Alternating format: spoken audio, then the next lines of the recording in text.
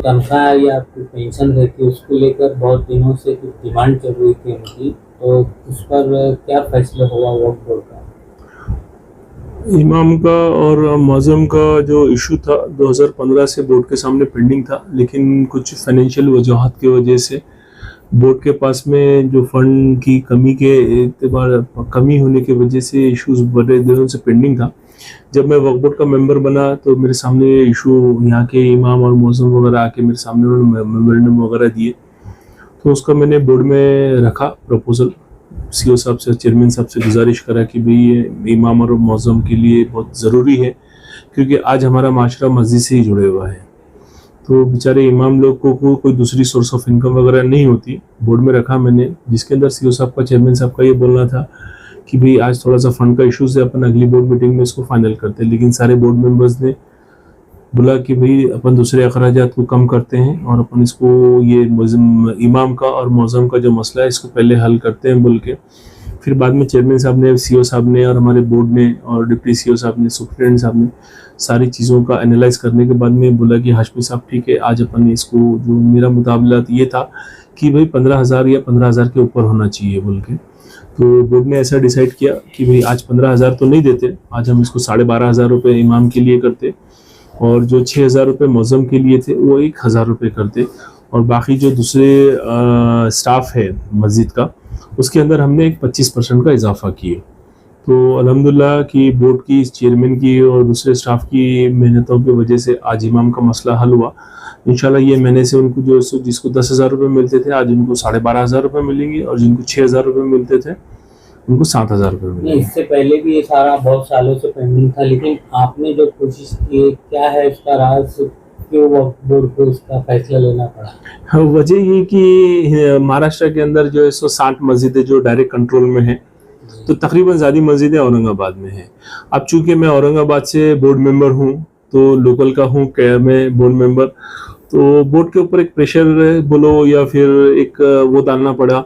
मेरे को कि भाई मेरे लोकल के लोग हैं, और हर मस्जिद में जो है सो कभी ना कभी मैं जाके नमाज पढ़ता, तो नमाज होने के बाद में हर इमाम का और मौज़म का यही मेरे से सवाल रहता कि भाई हमारी पगार का क्या हुआ। अब मस्जिद में खड़े रह के चूँकि अपन झूठ बोल नहीं सकते और झूठा आश्वासन दे नहीं सकते, इसके लिए कोशिश करना पड़ा मुझे, और चेयरमैन साहब ने और सीओ साहब ने और दीगर बोर्ड मेंबर ने और डिप्टी सीओ ने इसका साथ दिया, और अल्हम्दुलिल्लाह मेरी मेहनतों को उन्होंने, या फिर मेरी गुजारिश को उन्होंने कबूल किया, और अल्हम्दुलिल्लाह जो 9 साल से मामला पेंडिंग था वो मुकम्मल हुआ इंशाल्लाह। एक आखिरी है नेशनल इशू का। केंद्रीय अल्पसंख्यक मंत्री किरेन रिजिजू यहाँ जब आए थे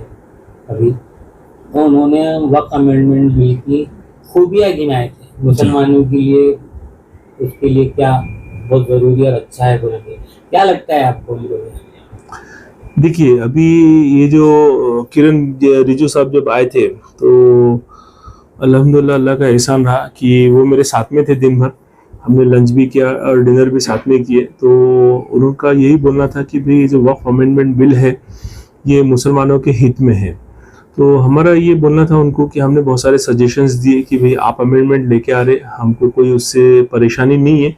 लेकिन हमारी भी कुछ चीज़ें हैं वो अमेंडमेंट के अंदर, जो आपका प्रपोज अमेंडमेंट है वो अमेंडमेंट में हमारी जो सजेशंस है उसको मानते हुए अब वो अमेंडमेंट, नया कोई अमेंडमेंट बिल तैयार करो, या दोनों हमारी जो प्रपोजल है हमारा या सजेशन है और आपका जो प्रपोज अमेंडमेंट बिल है वो दोनों को मैच करके या दोनों को मिक्स करके एक नया बिल पेश करो जो समाज के अंदर जो सो एक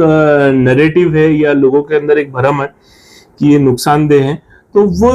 दोनों का बिल बनाने के बाद में जो बिल बनेगा तो इंशाल्लाह वो चीज़ों, लोगों का भ्रम भी और एक खौफ जो लोगों के दिल में हुआ है वो दूर हो जाएगा। नया वक्फ बोर्ड का ऑफिस कब देखने को मिलेगा औरंगाबाद में? बहुत सालों से चल रहा है, वो निधि भी आ रही है, वो कहीं खर्च नहीं हो रही है, ऐसा भी सुनने में आ रहा है। कुछ जगह का मसला है, आप कभी आम खास मैदान में बोलते हैं या कभी और कहीं जगह ढूंढ रहे हैं, या अभी फैसला ही नहीं हुआ? नहीं, फैसला हो चुका, और मैं जो है सो हमारे सत्तार साहब जो माननीय मंत्री हैं हमारे माइनॉरिटी डिपार्टमेंट के, मैं उनका शुक्रगुजार हूँ कि उन्होंने जितनी मेहनत आज तक के इतिहास के अंदर वक्फ बोर्ड जब से स्टैब्लिश हुआ बहुत सारे मिनिस्टर्स ने जो है सो मेहनत लिए, काम भी किए, लेकिन सत्तार साहब के जैसी मेहनत और काम लेने वाला मिनिस्टर मैंने मेरी ज़िंदगी में नहीं देखा। उन्होंने अगर कोई चीज़ का अहद कर ले तो वो अहद पूरा करके ही दम लेते। इत्तेफाक ऐसा हुआ कि अभी गवर्नमेंट का कुछ वक्फा थोड़ा सा बच गया और उनकी चीज़ नॉलेज में गई। नॉलेज में जाते ही उन्होंने आम खास मैदान के पास में जगह भी फिक्स किए और बजट भी लेके आए उसके लिए। अब इंशाल्लाह मैं अल्लाह से दुआ करता कि भाई सत्तार साहब फिर से मिनिस्टर बने और फिर जो है सो हमारे कामों के लिए, भले गवर्नमेंट किसकी भी हो, मिनिस्टर वो बने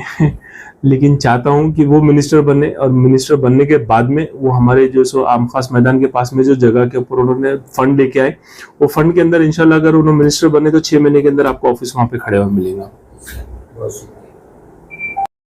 बिस्मिल्लाहिर्रहमानिर्रहीम।